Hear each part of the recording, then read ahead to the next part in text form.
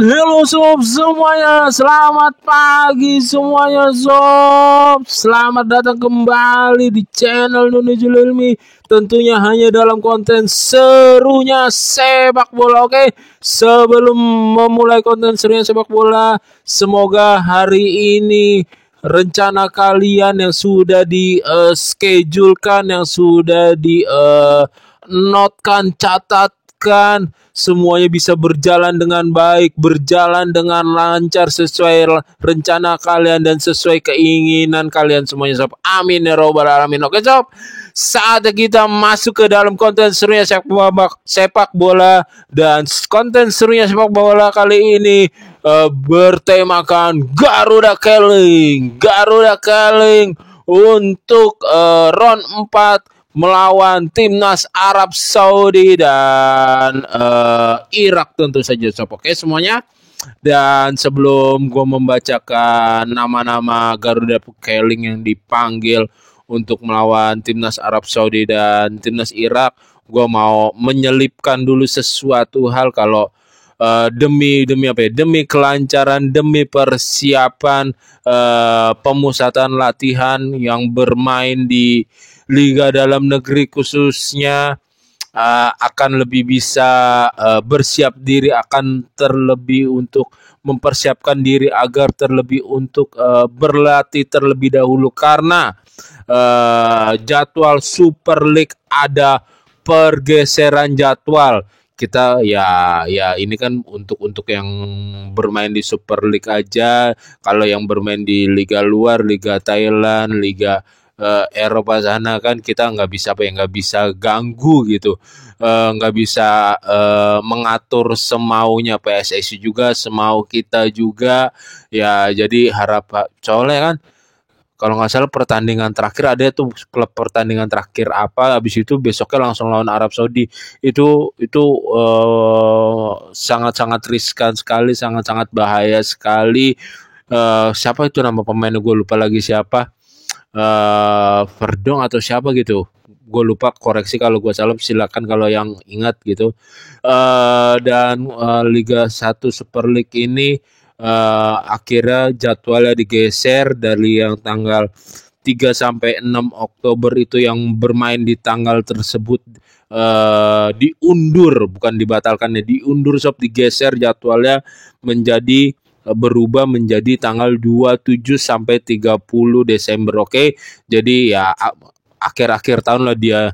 Jadi pemain-pemain yang mau liburan akhir tahun tuh, yang mau berhenti beristirahat mungkin akhir tahun nanti, bakal bermain agak lama terlebih dahulu karena biar pemusatan latihan agar pemain-pemain yang berkumpul dari Super League ini, BRI Super League ini bisa menggelar latihan lebih mendalami taktikal, mendalami skema. Oke sob, semoga ada keputusan terbaik juga untuk pemain-pemain kita yang berkarir di luar Indonesia, khususnya di Eropa sana, walaupun ya susah dan berat sob. Oke, yang pertama dipanggil adalah Martin Paes kembali.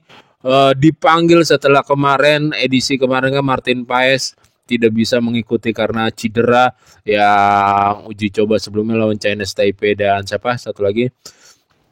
Dan yang kedua ada Emil Audeiro. Oh ya, Martin Paes ya tetap layak lah untuk mengisi skuad Garuda timnas senior merah putih. Emil Audeiro yang penampilannya sangat-sangat gemilang, sering membawa satu poin penuh juga untuk klubnya di Serie A. Padahal klubnya masih bisa dibilang kan baru lolos gitu ke Serie A, dan Emil Audeiro sering menjadi pahlawan, pernah menjadi pemain terbaik juga, jadi sering memberikan clean sheet juga dan sangat layak, dan mungkin bukan tidak mungkin kalau dia starter gitu melawan Arab Saudi dan Irak karena kepiawaiannya, karena terbang-terbangannya, karena ilmu goalkeeper yang sedang diterapkan di Serie A menyala sekali sob. Oke. Dan ya Hernando Ari gitu di kiper ketiganya ya pantas-pantas saja di penampilannya lawan di Persebaya juga menutup ruangnya oke banget. Gue berapa kali menonton pertandingan Persebaya di awal musim ini, dan ya kalau kalian yang mengikuti konten gue suka bahas Persebaya juga kan. Terus ada nama Justin Hapner yang beberapa kali inti juga di klubnya ya, otomatis kan match fitnessnya juga bagus. Apa namanya, dia duel, kalau gue melihat cuplikannya dia bisa memasing bola dari bawahnya juga cukup efektif, memulai build up dari bawahnya, marking lawannya cukup oke, ya layaklah dia dipanggil timnas. Terus ada Kapten Bang Jai Ijes yang no debat, udah pasti harus, apalagi penampilannya bersama Sassuolo juga sudah mulai menjanjikan gitu kan.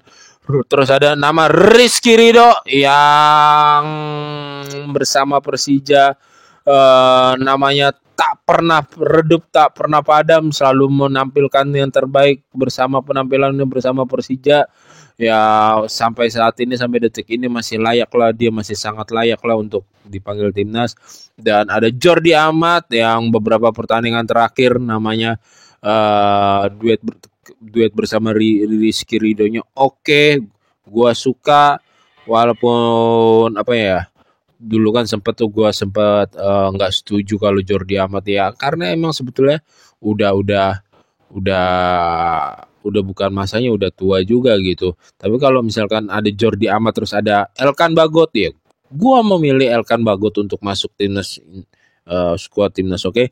Terus ada Kevin Dix. Ini bakal menjadi bisa menjadi duet baru jika main 4 back di belakang. 4 back di belakang, iya, pakai formasi 4-4-3. 2 back tengahnya bisa diduetkan kembali bersama Bang Jai. Kevin Dix kita tahu di Liga Jerman bermain sebagai back tengah, dan ya cukup oke loh, lumayan oke, sangat oke kalau gua melihat penampilannya, duelnya keren, gua suka gaya-gayanya, apalagi dia bisa build up juga dari bawah ya. Jadi kalau misalkan dipasangkan sama Bang Jai ya, dua-duanya bisa build up, dua-duanya punya passing, dua-duanya punya akurasi passing yang oke. Dan Kevin Dix kita tahu dia adalah eksekutor penalti yang bagus. Oke. Terus ada Sandy Walsh juga di mana di Liga Thailand juga tampil mulai menunjukkan taginya, walaupun beberapa kali menjadi pemain pengganti gitu kan. Tetapi ya kalau untuk pemanggilannya ya oke lah, gue setuju lah. Kelvin Berdong yang kemarin udah debut di Ligue 1 bersama FC Lille, walaupun hampir sebagian lah supporternya juga banyak yang nggak setuju, banyak yang menghujat gitu kan, banyak yang mengkritik ya. Tetapi Kelvin Berdong sekarang LWB terbaik saat ini, apalagi kemarin bisa bermain di tengah juga dan cukup menjanjikan juga, bisa menjadi opsi skema strategi lain.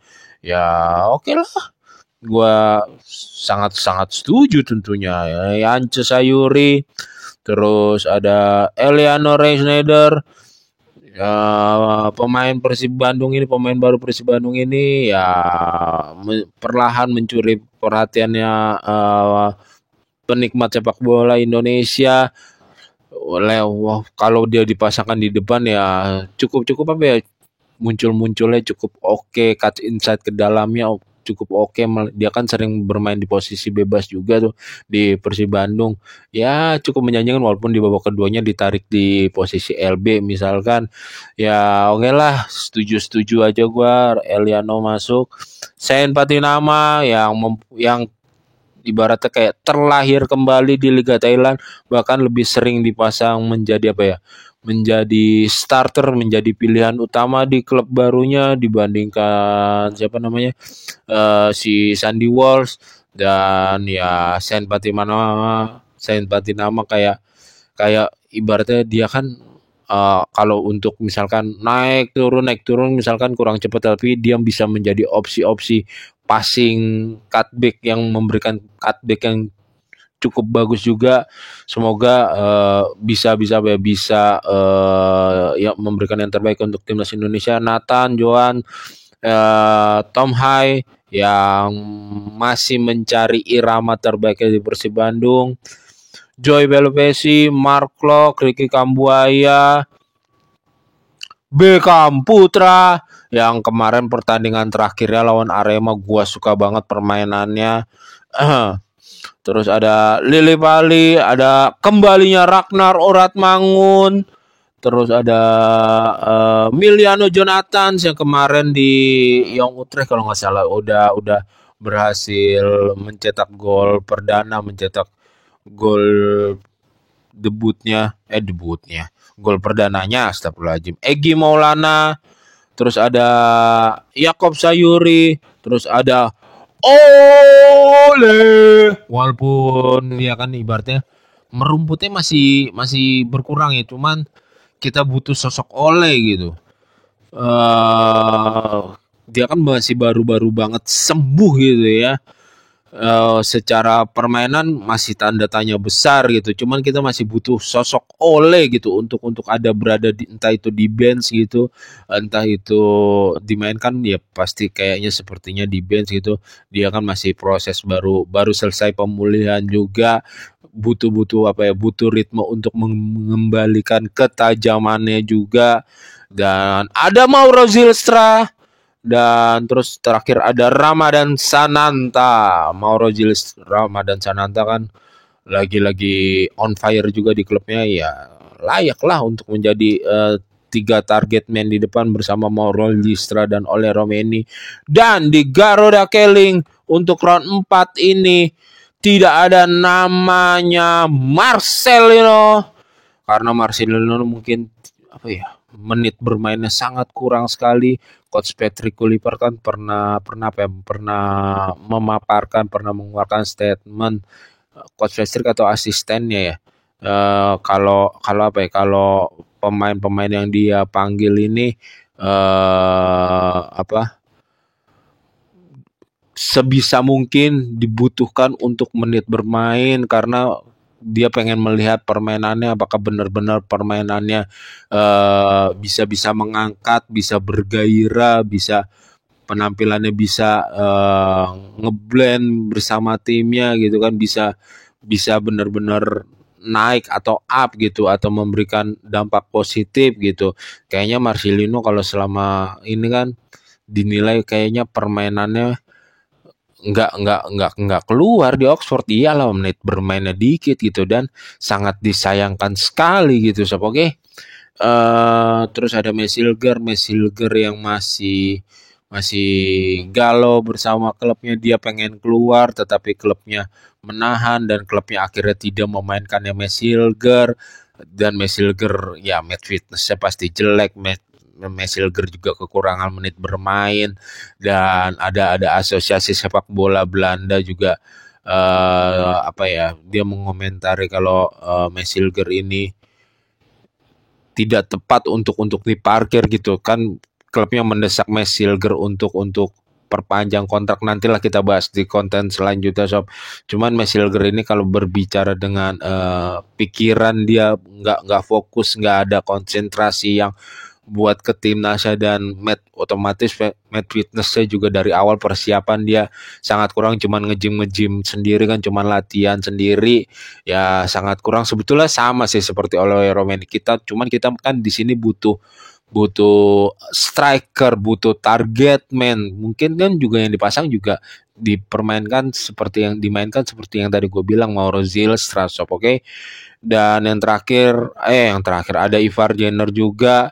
Ivar Jenner kan juga baru pemulihan dari cedera, belum main kayaknya di FC Utrecht juga, dan di tim mudanya juga di Young Utrecht juga belum main kalau nggak salah. Terus ada Rafael Schreck jelas kemampuannya lagi turun jauh, cuman yang disayangkan ini dua nih, Mesilger dan Marcelino gitu.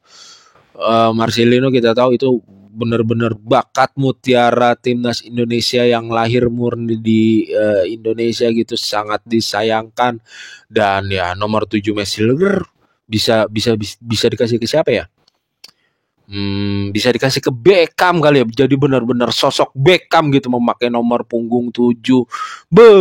Dan semoga Beckham terus apa ya? Terus mempunyai rasa percaya diri sehingga bakat-bakatnya, skill-skillnya, naluri-naluri positifnya, naluri baiknya, nanti bakat baiknya, skill terbaiknya bisa dikeluarkan nanti di timnas Indonesia dengan memakai nomor punggung 7. Oke sob, sekian untuk konten serunya sepak bola kali ini. Jika kalian menikmati dan menyukai konten serunya sepak bola, jangan lupa untuk subscribe, comment, like, and share, and see you and bye-bye.